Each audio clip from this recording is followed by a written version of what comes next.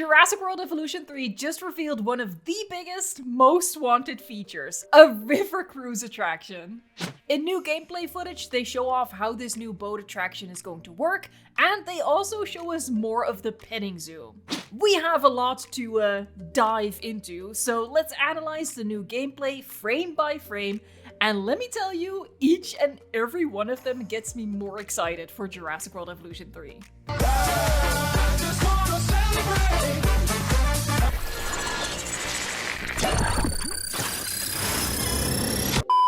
Before we talk about the main focus of the video, which is the Cretaceous cruise, I want to show how Frontier has implemented the petting zoo, and they've done it in a way that is much more ethical than how we saw it in the movie Jurassic World. Rather than taking the infants away from their parents and herds and sticking them all in a pen, the Gentle Giants attraction in Jurassic World Evolution 3 attaches to an enclosure, and the infants can wander in and out of the designated area at will to be hand-fed some snacks by the guests. The entrance on the habitat side is an opening just low enough for the younger animals to walk through, but keep out the adults. And we get our first look at the baby Gallimimus.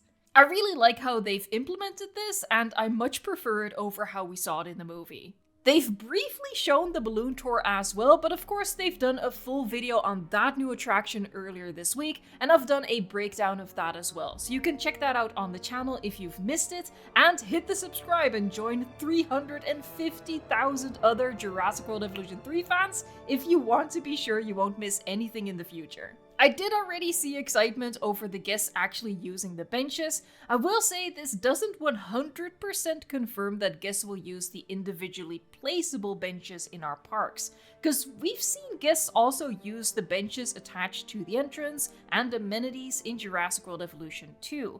However, since each building can be redesigned with the modular building tool, and we did see guests sit on standalone benches in this very early screenshot from when the game was first announced, it is very likely that guests do indeed use the seats we place down. Over the course of Jurassic World Evolution 1 and Jurassic World Evolution 2, we as a community have, learned to get excited about the small things, like guests using benches. But now it is time to get excited about the big thing.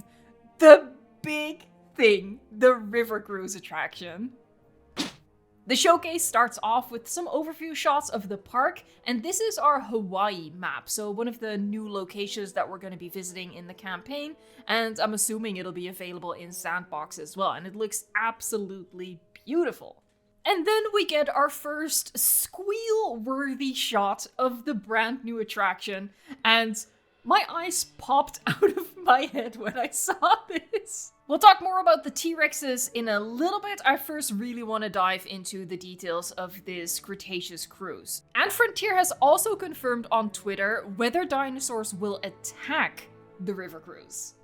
Alright, so here we go. They're zooming in on the building, which looks fantastic. I really like the design. But if you don't, as stated in the narration as well, you can fully customize this using the modular building tool. But I really like how it looks, and they're gonna get into placing the tour track, the boat track in this case, but it does work the exact same way as we're used to with the gyrospheres and the truck tours, only this time through water. So that will be a placement limitation where we can only place this track type in water. And what's really good about this is that we can place it in shallow water and in deep water as well. I appreciate Frontier taking a moment to build a rock arch. Not because rock arches are a thing of beauty, I absolutely love rock arches, but also this gives us a look at like the modular building tabs, like with all the items that we'll be able to use. And unlike how we've seen it previously, this one actually includes like the definitions of what everything is. And I feel like with my prediction that I did a while ago, it's pretty spot on. I just couldn't really think of the proper words. But this icon right here people have been speculating that this is bridges, and I always thought that it was like an edge to a roof, and it is indeed a trim to a roof. And speaking of bridges, because I'm always looking for signs of them, I have to say that this shot right here all but confirms to me that there won't be functional bridges, because this would be the perfect place to build a bridge, but instead they used the terrain tool, cutting the body of water underneath in two so guests can cross from one side to the other. But there's so much good news in this video, so let's get back to that. I really hope that in the modular building feature focus that is still coming, I really hope that they're just gonna cycle through a couple of these tabs so we can see the items in each of the categories. And yeah, I guess that's your reminder that even after this huge week full of news, we have still more to look forward to. We have that modular building feature focus, we have more dinosaur showcases coming up. I'm excited. I don't know if you can tell, I'm excited. On top of building out that rock arch, they're also placing like a bit of a roof section over top of the River Cruise attraction, which is, you know, it just gives a really nice effect when you go under that with the boat. And this is one of their saved blueprints. So that's the tab at the top, and you know, you can save your own custom blueprints, but you can also save the blueprints from the workshop here, so you can really quickly access some of these little buildings. Or in this specific case, we have some helipads, we have what looks to be a parking spot, and we have the Jurassic Park gate. As they're placing the Cretaceous cruise attraction through this fence, you can really see how it just works the exact same way as the gyrospheres and the truck tours, which in Jurassic World Evolution 2, we can also place through fences and a gate just automatically appears. And this is where the transition happens from the boat tour going through the shallow water into the deep water. And I really appreciate that they did that. You know, it's something obvious, I think, but it could have been one of those silly limitations, like, oh, it's only suitable for shallow water. No, deep water as well. With the tour track complete, we can see the kayakers actually follow the tour throughout these two habitats, one with the Parasaurolophus and one with the Brachiosaurus. And this also gives us our first look at the baby Parasaurolophus, which I mean, look at these little gremlins. They're so cute. I can't deal with this. I'm so happy right now. I'm so sorry. I cannot manage my hyperfixation emotions right now. Also, the animation between the adult Parasaurolophus and the baby Parasaurolophus is super, super cute. I really like this grooming kind of animation where it just really shows, you know, the adult taking care of the youngster. I think that sort of nurturing behavior I really love to see. Now, of course, the Cretaceous cruise attraction isn't just for the enjoyment of our guests. Screw our guests. I don't care about my guests. I care about me. We can also enjoy this new attraction. We can hop into these kayaks and control them ourselves. Again, in the same way we can control the gyrospheres and the truck tours. We can hop into one of these boats and either in third person or first person, we can kayak through the rivers and lakes in our enclosures and just take in the sights, and it looks so beautiful and so immersive.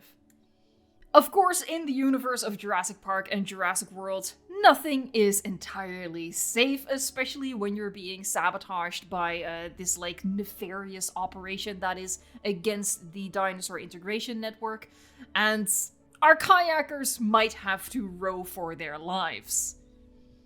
Now, it is a shame that we don't see the T-Rexes swim in this clip. I was really holding my breath near the end of the video. I really thought that we were gonna see it happen. We were gonna see it wade into the water and start swim.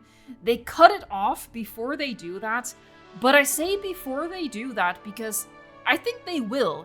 If the T-Rex can't swim, I don't really see what the threat here could possibly be.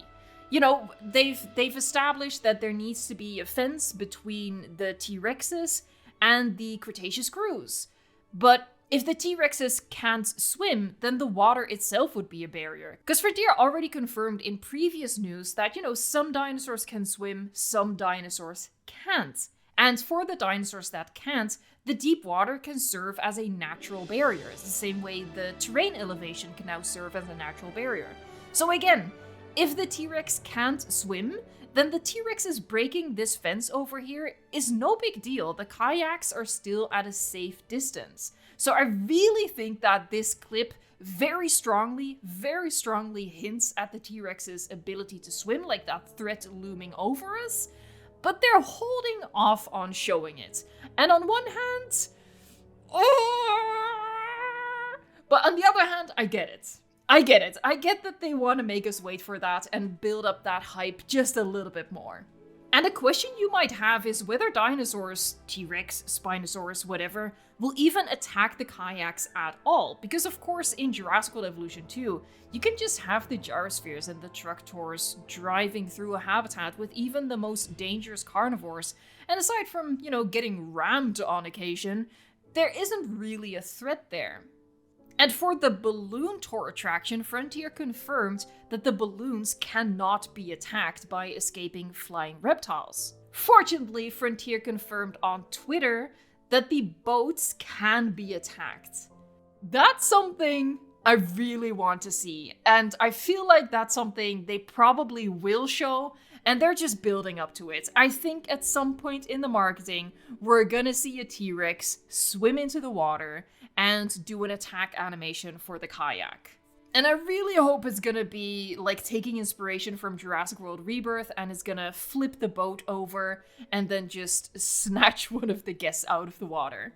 Now, to talk just a little bit more in depth about the T-Rexes, we see a male walking around here, and the reason I can fairly confidently say that it is the male is because it has an entirely different pattern than what we've seen in Jurassic World Evolution 2. And how they've approached sexual dimorphism is how we see the animals in Jurassic World Evolution 2 is the female variant, and then they make slight changes to the model and the skins to make a new male variant for Jurassic World Evolution 3. So when we see a new skin, we know that is the male. Unfortunately, with this male looking away from the camera and also just not having a direct side-by-side comparison of the male and the female, I really struggle to find the differences, the sexual dimorphism here. We see a family of Rexes at the end, and shout out to the little baby joining in the roar. So the one on the left is the male, and I think the one at the center is the female. Again, I really struggle to identify any sexual dimorphism differences here. Let me know in a comment down below if you can spot anything. Last thing I want to touch on are the bones that we see within the T-Rex habitat. And that got a lot of people speculating that, these bones will naturally appear if a dinosaur has hunted and killed another dinosaur. I don't think that's the case. I think these are individually placeable skeletal pieces that we can put down as decorations. We've seen in yesterday's footage that we have a new T-Rex skeleton, and I've actually seen in the exclusive creator event that I was invited to weeks ago at this point, months ago at this point. In that exclusive gameplay footage that we saw, under the tab for statues, there were all different kinds of skeletal pieces. So, you can build your own skeleton as like a display thing. Or you can just, leave them strewn about like this and create like a storytelling element to your habitat like this, which is really, really, really cool. But I don't think this is like the aftermath of a hunt and a feeding session. The launch of Jurassic World Evolution 3 is exactly 2 months away from today, so subscribe to stay up to date on all the news in the meantime, and of course for all the parks that we'll be building on the channel come October 21st. Thank you so much for watching, liking, subscribing, and until next time, stay tuned for more.